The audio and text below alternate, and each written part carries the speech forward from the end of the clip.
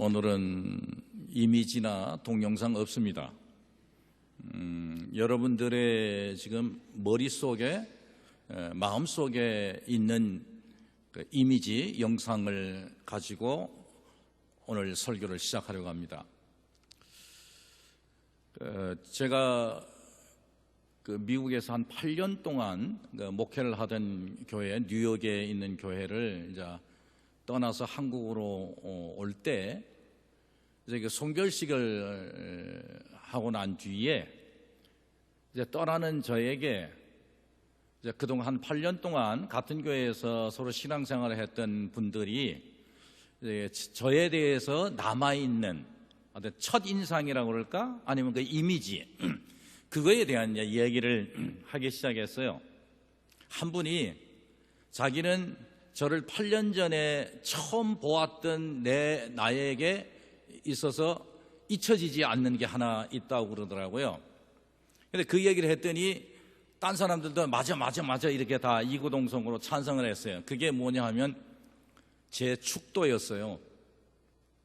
그래서 저는 뭐가 그래요? 제 축도가 8년 동안 늘 잊혀지지 않는가요? 그랬더니 제 축도가 좀 길대요. 그리고 너무너무 소리 지른대요, 축도할 때. 근데 결론 얘기는 뭐냐면 굉장히 다이나믹하다. 이제 이런 얘기예요. 그러니까 보통 다른 분들의 목사님들의 축도를 들으면 그냥 이렇게 짜여진 형식대로 이렇게 나긋나긋하게 이렇게 하는데 자기는 생전 처음으로 저런 축도를 처음 들었대요. 뭐가 마지막 순서 나와가지고 젊은 목사가 와서 축도를 하는데 교회에 막 떠나라 할 정도로 그냥 소리 지르면서 피치를 올려가면서 하면서 이러면서 축도를 하길래 저게 축도인가 하고 너무 당황했다는 거예요. 근데 계속 그런 축도를 이제 들으면서 자기들은 정말 그 축도가 굉장히 사모하게 되고 자기들 큰 힘을 얻는다. 그래, 아주 특별한 축도를 하는 목사로 이렇게 이제 기억을 하고 있더라고요. 그건 나쁜 얘기 아니기 때문에 감사히 받았어요. 근데 하나가 더 있다는 거예요. 그건 여러분들도 혹시 아실지 모르겠어요. 제 축도가 하여간 소리가 크고 길고 이렇다 치고 그 다음에 또 하나 다른 거 있어요. 혹시 아세요? 근데 이거 아시려면 축도 시간에 눈 뜨고 저를 쳐다봐야 안 하는 거예요. 이게 대답하기 좀 곤란하겠지만 괜찮아요. 축도할 때 눈 떠도 상관없어요. 뭐가 하나 다르죠? 저는 이렇게 축도하면 축도 이렇게 아멘 해놓고 나서 손 들고 계속 있습니다. 혹시 그거 보셨어요? 오늘 한번 축도할 때 눈 뜨고 다 보십시오. 그러면은 왜 계속 손을 들고 있느냐면 제 마음속에는 뭔가 좀 더 부족하다는 거예요. 좀 더 그냥 꾹꾹 눌려가지고 제가 할 수 있는 일이라면 하나님이 저를 통해 가지고 하실 수 있으시다면 좀 더 그냥 충만하게 오래오래 그냥 꾹꾹 눌려가지고 그래서 축복 기도를 하고 싶은 심정을 사실 제가 계속 표현하고 있는 거예요. 그래서 아멘하고 그냥 내리질 않고 계속 아멘하고서도 계속 손을 얹고 계속 제 마음속으로 계속 기도를 하고 있는 겁니다. 왜 그러냐면 예배 1시간이라도 잘 드리고 난 뒤에 바로 나가자마자 성질내고 기분 나쁜 일이 생기고 가자마자 많은 시험과 유혹들 마주치면서 이 1시간 동안 한 주일 동안 준비해갖고 왔던 공들여서 예배 드렸던 이게 그냥 순식간에 다 사라지고 은혜고 뭐고 없어요. 그게 바로 이 예배 장소를 떠나면 바로 누구에게나 닥쳐올 수 있는 시험이에요. 그건 저도 마찬가지고. 그렇다고 우리가 교회에서 하루 종일 여기서 살 수는 없잖아요. 결국은 세상에 나가야 되고 가정으로 돌아가야 되고 직장으로 가야 되고. 근데 그곳은 어떤 곳입니까? 여기 예배 드리는 것처럼 모두 다 믿는 사람들이 아니고 하나님을 의지하는 사람들이 아니라 오히려 예수 믿는 사람들 더 박해하고 더 많은 유혹이 있고 신앙생활을 가지고 살아가기가 더 힘든 세상으로 가기 때문에 저는 축도를 조용히 할 수가 없어요. 이 마지막 순서에 성도님들이 저 세상 가운데 소위 말하는 악한 영들과 세력들이 득실거리고 있고 믿는 자들을 삼키려고 하고 있고 니들 신앙이 뭔데 뭐 별것도 아니면서라고 조롱하고 있는 세상 가운데 여러분들을 보내면서 마치 선교 현장으로, 삶의 선교 현장으로, 하나님의 말씀의 증언자들로 나가기 때문에 저 자신도 그렇고 여러분들이 담대하게 정말 하나님의 놀라운 능력을 의지하고 나가야 되고, 마치 이것은 전쟁터에 나가듯이 우리가 파이팅 하면서 세상에 나가야 된다는 거예요. 그래서 저는 축도를 그렇게 할 수밖에 없는 거예요. 뭐 축도가 길다, 소리가 크다 뭐 해도 저는 끝까지 할 거예요. 왜 축도 끝난 뒤에 계속 끝까지 손을 들고 쫑얼거리면서 뭐 기도하고 있노? 축도가 아직 안 끝는가? 라고 하더라도 저는 계속 손 들고 기도할 이유가 있습니다. 오늘 데살로니가전서 5장 16, 17, 18절 너무 흔히 읽고 자주 기억하고 있는 말씀입니다. 그런데 곰곰이 생각해 보세요. 항상 기뻐해라, 쉬지 말고 기도해라, 그리고 모든 상황에서도 감사해라. 아니 그냥 기뻐하십시오, 기도하세요, 감사하십시오, 이 정도로 하면 얼마나 좋겠습니까? 근데 거기다 꼭 그냥 하나씩 덧붙여놨어요. 기뻐하세요. 좋을 때 기뻐할 수 있고 괜찮을 때 기뻐하세요. 그게 아니라 항상 기뻐하라는 거예요. 기도도 쉬지 말고 기도하라는 거예요. 감사하는 것도 어떤 상황이든지 감사하라는 거예요. 무조건이야. 무조건이란 말이에요. 이게 바로 오늘 우리에게 대단한 부담을 줍니다. 적당히 알아서 감사하시고 기도하시고 기뻐하세요. 이랬으면 얼마나 좋겠습니까? 근데 무한정이라는 거예요. 한계가 없다는 거예요. 근데 이 셋 중에서 뭐가 제일 힘드냐? 그러면 항상 기뻐하는 게 제일 힘듭니다. 쉬지 않고 기도하는 거는요, 남들 잘 모릅니다. 내가 쉬지 않고 기도하느냐 안 하느냐 눈만 감고 있거나 중얼중얼거리면 모를 수 있는 거예요. 그리고 마음으로 생각으로 기도하면 됩니다. 모든 상황에서 감사하라? 감사하는 거 그거 뭐 남이 아나요? 내 마음속에서 내 생각으로 감사하면서 산다고 생각하면 됩니다. 근데 요거 말이에요. 항상 기뻐하라. 요 기뻐한다는 거 여기 근데 feeling 아니에요? 감정이잖아요. 이거 표현이거든요. 이건 속일 수가 없는 거예요. 이거는 드러나게 돼 있거든요. 누가 보더라도. 그래서 저는 이 세 가지 가운데 첫 번째, 항상 기뻐하라. 이게 제일 힘들고요. 이게 가장 중요하다고 생각해요. 항상 기뻐하려면 날마다 헤헤헤 웃어가면서 정신 빠진 사람처럼 살라는 얘기는 아닐 거예요. 근데 이 부담이 우리 그리스도인들한테 어떻게 영향을 끼치냐면 항상 기뻐하는 척하고 살게 만든다는 거예요. 사실은 기뻐할 수 없는 일들이 너무 많은데도 불구하고 기뻐하는 척하고 신앙생활을 한다는 거예요. 전 잘 압니다. 요만한 애기들 한 2-3명 계속 키워가는 젊은 엄마들은요, 정신없어요. 매일마다 소리 질러야 되고 성질 내야 되고 막 윽박 지르고 어디 기쁨이 있습니까? 애 키우는 게 뭐가 기뻐요?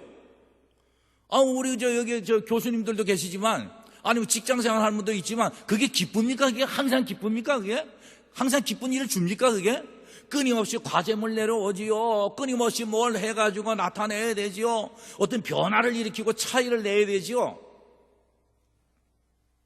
그래서 어떻게 보면 이 기쁨이라고 하는 건 가까이 있는 것 같지 않아요. 정말 멀리 있는 것 같아요. 자주 이렇게 불러가지고 나 좀 기쁘게 해다오라고 할 수 있는 그런 존재는 아닌 것 같아요. 그래서 어쩌면 우리가 그리스도인으로 살아가면서 이게 사실은 가장 큰 증표가 돼야 될 일인데, 왜 예수 믿는 사람이 날마다 울상지이고 날마다 성질내고 날마다 막 그냥 어쩔 줄 몰라가지고 이런다면 이건 정말 안 맞잖아요. 하나님 믿고 예수 믿는다 하면은 그래도 좀 밝고 명랑하게 기쁘게 긍정적으로 좀 살아갈 수 있어야 되지 않습니까? 근데 우리가 그리스도인이라고 하는 것 때문에 이게 점점 더 그렇지 못하고 항상 기뻐하라는 명령으로는 하나님 말씀하고 있고, 그렇기 때문에 우리가 늘 이것 때문에 고민하는 거예요. 그래서 저는 이거 한번 좀 풀어보고 싶었어요. 이 말씀대로 좀 실천할 수 있는 방법이 뭔가. 그래서 저는 이 말씀 준비하느라고 저는 기뻐할 시간이 없었어요. 너무 고민이 많이 된 거예요. 그러나 이걸 극복하지 못하면 이게 우리가 신앙생활을 한다고 예수 믿는 사람이라고 감히 말할 수 있을까? 제 얘기는 기뻐할 수 없는 상황이 있어요, 솔직하게. 그렇죠. 성질 낼 수도 있고요. 좌절되고 여러 가지 이런 상황은 우리가 피치 못할 상황에 있는 거 우리가 부인할 수 없습니다. 그럼에도 불구하고 이 기쁨이라는 것이 무슨 기쁨의 탱크? The tank of joy? 이 기쁨이라는 탱크를 하나 만들어가지고 저장 창고를 만들어가지고 좀 기쁨을 잔뜩 쌓아놓고 있다가 기쁨이 메말라가고 없을 때 좀 끄집어내가지고 산소호흡기 들이마시듯이 이렇게 해가지고 좀 계속 좀 기뻐하고 즐겁게 이렇게 살 수 있는 방법은 없을까? 사도 바울이 오늘 이 거칠고 감당할 수 없는 이 말씀, 이건 사실 레코멘데이션 아니에요. 이거는 추천도 아니고 이건 하는 권면이라기보다는 이건 명령이에요. command, 명령이에요. 그리스도인은 이렇게 살아야 된다. 항상 기뻐하면서 살아야 된다라고 말하는 거예요. 그럼 우리죠. 너는 얼마나 그렇게 하고 살았는데? 저 그랬어요. 사도 바울한테 따졌어요. 이 말씀 묵상하면서 사도 바울 당신은 얼마나 그래 기쁘고 즐겁게 살았는데. 근데 곰곰이 생각해 보니까요, 사도 바울의 삶은 정말 힘들고 고통스러운 연속입니다. 우리가 알잖아요. 바울이 그렇게 편안하게 학자이면서 로마 시민권 좋은 배경을 가지고 살고 있던 사람이 어쩌다가 하나님께 잘못 걸려가지고 말에서 떨어지고 난 뒤에 눈 멀고 그러고서 나중에 치유받고 난 뒤에 이방인을 위한 사도, A missionary for the Gentiles, 이방인을 사도로 가서 지중해 연안에 그 교통이 안 좋은 것을 돌아다니면서 죽을 고비를 얼마나 많이 경험합니까? 맞기도 하고 갇히기도 하고 침뱉음을 받고 한창 엄청 어려운 그런 일을 당했어요. 그러면서 바울이 뭐라고 그러냐면, 그래도 나는 예수 그리스도만큼 고난 당하지는 않았다, 그 얘기를 하고 있거든요. 예수만큼만은 나 아직 안 당했다. 근데 바울이 자꾸 그런 얘기를 해요. 나처럼 너희들도 고난받은 건 내가 잘 안다. 너희들이 예수 믿다가 학대당한 건 내가 다 안다. 그러나 그리스도인이라면은 그런 환난과 역경 가운데서 항상 기뻐할 수 있어야 된다. 이 얘기를 계속하고 있거든요. 그 이유가 뭐냐 하면은 사실 힘들고 어려운 일을 당하면 당할수록 기쁨의 요소를 발견한다는 거예요. 바울이 이런 논리입니다. 정말 하나님이 안 계셔? 하나님이 어디 계셔? 하나님이 계신다면 내가 복음 전하는데 나를 이렇게 어렵게 힘들게 내버려 두셔? 아니라니까요. 내가 환난과 역경과 고통과 죽음의 위기들을 계속 거쳐갈 때마다 하나님은 나를 지켜보고 계신다. 하나님이 딴 데 안 보시고 내가 힘들고 어려울 때마다 나를 주시하면서 하나님은 끝까지 나를 지켜보신다. 그렇기 때문에 나 또한 하나님을 향한 내 믿음 포기하지 않겠다. 이걸 제가 설명한다면 이런 거예요. 전에도 말씀드렸지만 the absence of God, 하나님이 안 계시다, 부재 상황이 철저하게 오면 올수록 우리는 어떻게 해요? 살아남기 위해서, 그걸 극복하기 위해서 한 길밖에 없어요. The presence of God, 하나님의 임재를 생각하고 붙드는 길밖에 없어요. 묘하게도 우리는 살아가면서요, 아주 고급 레스토랑에서 수십만 원짜리 아주 비싼 음식을 먹고 이빨을 쑤셔가면서 이렇게 나오는 식당에 그런 분들 이렇게 보면서 그 식당 옆에 거린이 한 사람이 앉아 있단 말이에요. 구걸하기 위해서. 근데 그 사람들이 그 몇십만 원을 툭툭 꽂고서 그러면서 이빨 쑤셔가면서 그러면서 씩 나가면서 그 사람 쳐다보지도 않고 뭐 어떤 동정도 표현하지도 않고 그러면서 지나가는 모습을 볼 때 여러분들이 그 옆에서 그걸 보고 있을 때 어떤 마음이 들겠습니까? 좀 마음이 답답하지 않겠어요? 나 같으면은 저런 사람처럼 돈 많고 말이야 부유하게 음식 먹고 그래가지고 몇십만 원짜리 쫙 긁고 그러면은 저 가난한 사람, 저 앉아 있는 사람 보면 와서 그래도 뭐라도 좀 이렇게 도움을 주고 따뜻한 한마디라도 좀 하고 이러고 좀 지나갈 텐데, 나 같으면 그렇게 할 텐데 뭐 저런 사람들이 다 있노? 그런 마음이 들면 어떡하세요? 나라도, 난 부자가 아니지만 나라도 그 거린한테 가서 조금이라도 도우면서 위로를 주면서 힘을 주고 그럴 마음이 생겨서 그렇게 하게 된단 말이에요. 이건 뭘 말합니까? 그런 불의한 모습들을 볼 때에 우리 속에서 정의감이 부러졌기 때문에 나오기 때문에 나 또한 그렇게 하지 않기 위해서 나는 조금이라도 그를 돕는 행위를 하는 거예요. 그걸 불러일으키는 거예요. 이거하고 같은 거예요. 신앙생활을 하면서 힘들고 어려운 고통이 계속 올 때에 그 많은 압박과 핍박과 그런 역경 속에서 우리는 점점 더 어떻게 돼요? 살아나갈 힘을 찾는 거예요. 그 방향을 찾는 거예요. 그게 뭐예요? 하나님, 여호와 하나님 나를 지켜보고 계시고 하나님이 살아계시고 그 하나님이 나를 분명히 건져내신다. 하나님의 임재를 적극적으로 찾고 붙잡고 할 수밖에 없게 된다는 거예요. 이게 바로 신앙의 논리입니다. 이 바울이 이야기하는 게 바로 그거예요. 자기는 누구보다도 예수 복음 전하느라고 정말 죽을 고비를 남이 넘겼지만 그런 사람이었기 때문에 누구 앞에서도 가장 하나님을 의지하고 하나님의 역사를 믿고 있었고, 그리고 또한 오늘 우리에게 항상 기뻐하세요, 항상 기뻐하세요, 어떤 상황이든지 기뻐하세요 라고 말할 수 있다는 거예요. 바울은 사실 굉장히 열정적으로 산 사람입니다. 그래서 바울의 삶을 사실 영어로 말하면 enthusiastic life, enthusiasm. 이 enthusiasm이라고 하는 이 말이 열정이라는 말 아니에요. 근데 이 열정이라는 말을 보면은 in하고 enthusiasm이는 이게 헬라어의 theos. 영어로 말하면 in God이죠. in God. 하나님 안에 있는. 그래서 이 열정이라고 하는 것은 열정적인 삶을 사는 사람이라는 건 뭘 말하냐면 하나님 안에서 거하는 사람을 말합니다. 사실 이 열정은 하나님을 향해 내 마음이 하나님을 향할 때 열정이 나오고 그 열정적인 그 삶이 바로 나에게 기쁨을 만들어낸다는 거죠. 딴 말로 말하면 이런 거예요. 보통 우리가 이제 기쁨 그러면은 헬라어로는 보통 그 카리스,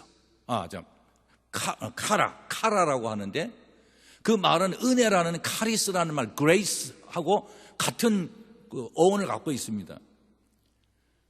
그러니까 우리의 기쁨이 어디서 솟느냐라고 이야기할 때 하나님의 은혜 그 안에서 그 하나님의 은혜를 생각하고 그 하나님의 은혜를 의지할 때 기쁨이라는 것이 이게 샘솟는다는 거예요. 하나님 은혜라는 게 뭡니까? 우리가 사실 받을 가치도 없고 구원받을 가치도 없고 하나님 앞에서는 죽어야 될 마땅한 죄인인데도 불구하고 하나님은 우리를 불쌍히 여기셔서 우리를 구원하셨을 뿐 아니라 독생자를 통하여서 그리고 지금도 우리를 은혜 가운데서 거하게 하나님의 사랑을 베풀어 주시는 것, 이 하나님의 은혜, God's grace, 하나님의 은혜를 생각하면 열정과 그 다음에 기쁨이 솟는 삶이 가능해진다는 겁니다. 그 바울이 오늘 우리에게 요구하는 것이 바로 이것입니다. 제가 마지막 얘기 하나 하고 마치겠습니다. 수도원 앱이 수도원이 하나 있었는데 이 수도원이 자꾸 이제 명성을 잃고 사람들이 이제 찾아오질 않고 그 수도사들 조차도 이제 다 떠나버리고 그 수도원이 이제 점점 사람의 숫자가 적어가지고 운영하기가 좀 어렵게 돼버렸어요. 수도원이라는 건 저 세상 밑에 있는 사람들이 그래도 영적인 것을 도움받고 상담받고 기도하고 말씀 듣기 위해서 좀 이렇게 교회처럼 이렇게 사람들이 와야 되는데 안 오는 거죠. 그래서 이 수도원장이 너무도 고민하다가 이제 몇 사람 안 남았거든요. 그래서 이제 유명한 그 성자인 한 분을 찾아가가지고 사정을 했어요. 어떻게 하면 되겠습니까? 우리가 이거 참 큰일 났습니다. 위기에 처했습니다. 그랬더니 그 성자가 뭐라고 그랬냐면 비밀 한 가지 가르쳐 드릴게요. 뭔데요? 지금 몇 명 안 남은 그 수도사들 중에 사실은 가장한 예수님이 계십니다. 예수님이 가장하고 지금 그 가운데 계십니다. 그래요. 저희들은 몰랐는데 근데 모를 정도로 그렇게 가장하고 있습니다. 그래. 그랬더니 이 수도원장이 막 그 비밀을 알고 난 뒤에 알았습니다. 그러고는 바로 와가지고 남은 수도사들 모아놓고 나서 회의하면서 그 비밀을 가르쳐 줬어요. 여러분, 우리들 가운데 이 남은 수도사들 가운데 예수님이 계시다는 거 아셔야 됩니다. 이게 놀라운 일입니다. 그리고 나니까 수도사들이 서로 혼란스러운 거예요. 뻔히 남은 사람들 서로가 다 알고 있는데 저 사람이 혹시 아니야. 기도는 맨날 하지만은 기도 끝나고 난 뒤에는 뭐 성질 부리고 아이고 뭐 불친절하게 그지없고 말이야. 저런 사람이 무슨 예수겠어. 저 사람은 남을 참 잘 베풀고 참 친절하게 하는데 아니야. 근데 그렇지만은 식사할 때 뭐 혼자 다 막 처먹고 말이지 막 금식할 줄도 모르고 말이야. 다 따져보니까 하나씩은 다 단점들이 다 있는 거예요. 어떻게 그런 단점들이 있는 사람들이 예수님일 수 있어요? 그러니까 점점 더 어떻게 돼요? 아니야, 여기는 이런 사람들 속에 예수님이 없어. 그런 때에 이 수도원장이 그런데 한 가지 더 중요한 비밀이 있습니다 라고 알려준 거예요. 그게 뭡니까? 예수님이 일부러 나쁜 습관 한두 가지를 일부러 행하고 계십니다. 아무도 못 알아내도록 하기 위해서. 그러니까 이게 더 혼란스러워진 거예요. 도대체 이거 다 나쁜 습관 한두 가지씩 다 가지고 있는데 다 가능성이 있다니까. 다 가능성이 있다니까. 그럼 어떻게 됩니까? 이거 잘못했다가 나중에 요 흠점이 있는 이 사람이 나중에 예수님인 거 알게 되면 일부러 자신을 감추기 위해서 나쁜 습관을 행하고 있다 하는데 그럼 어떻게 하겠습니까? 그 뒤부터 그 사실을 알고 나니부터 서로가 더욱 존경하기 시작해요. 서로가 더 겸손하게 대하고 상대방을 더 위하고 더 기도 열심히 하고 말씀 보고 우리 가운데 예수님이 계시다는데 근데 누군지 확실히 알지는 못하겠고 언젠가는 나타나겠지만은 그러니까 모든 사람이 예수 그리스도일 수 있다는 가정하에서 모두가 다 그렇게 영적으로 성숙해지기 시작한 거예요. 이 소문이 나기 시작하면서 저 밑에 있는 사람들이 저기에 성령이 역사한다더라. 저기에는 정말 멋진 정말 성스러운 그 수도사들이 있다더라. 이래가지고 소문이 나가 사람들이 계속 몰려오게 시작했더라라고 하는 얘기입니다. 뭡니까? 사실 우리가 예수를 잘 믿는 것은 어디 특별한 데서 찾는 거 아니에요. 성경 말씀은 늘 이야기합니다. 우리 가운데 주님이 거하시고 하나님이 항상 우리와 함께 거하신다고 그랬어요. 좋을 때나 안 좋을 때나 우리 가운데 함께 거하시는 하나님이 계시기 때문에 우리는 항상 기뻐할 수 있습니다. 하나님의 임재를 잊어버리지 않는 한 우리는 그 모든 것들을 기쁨으로 만들어낼 수 있습니다. 이 메시지가 여러분의 삶에 이 남은 한 해 동안에도 힘들고 어려운 일들 분명히 있겠지만 그럴수록 더 하나님이 우리 가운데서 분명하게 우리와 함께 하시고 계시다는 이 놀라운 사실 비밀을 잊지 마시고 기쁨으로 만드십시오. 기쁨의 풍성한 탱크를 만들어서 기쁨으로 다시 모든 것들을 변화시키기를 주의 이름으로 축원합니다. 잠깐 기도하겠습니다.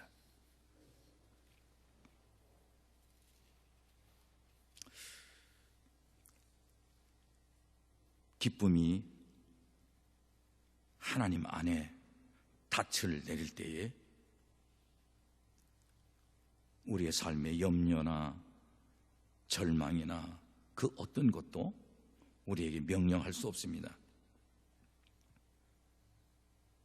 우리 안에서 평화와 기쁨이 쉽게 흔들리지 않을 것입니다. 그러게 지금 이 시간에 짤막한 기도라도 주님께 말씀하십시오. 나는 주님이 나의 모든 상황 속에 함께 거하심을 믿습니다 라고 하나님의 임재를 인식하는 것이 우리 개인의 삶과 우리 공동체의 삶을 변화시킬 수 있습니다. 주 안에서 항상 기뻐하라. 이것이 바로 주님이 우리에게 주신